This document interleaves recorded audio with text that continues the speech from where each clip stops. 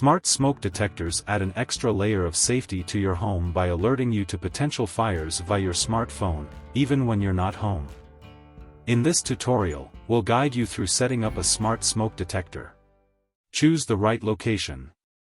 Install the smart smoke detector in central areas of your home, such as hallways and bedrooms. Avoid placing it near kitchens or bathrooms to reduce false alarms. Install the detector. Follow the manufacturer's instructions to mount the smoke detector on the ceiling or high on a wall. Use the provided screws and mounting plate. Download the app.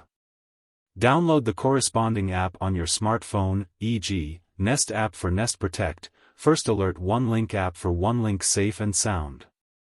Pair the detector. Open the app and follow the instructions to connect the smoke detector to your home Wi-Fi network. Ensure that your phone is connected to the same Wi-Fi network during the setup. Test the detector. Use the app to test the smoke detector. Most apps have a test function that triggers a short alarm to ensure the system is working correctly. Set up notifications. Customize notifications in the app so that you receive alerts on your phone in case of smoke or carbon monoxide detection. Some apps also allow you to notify emergency contacts.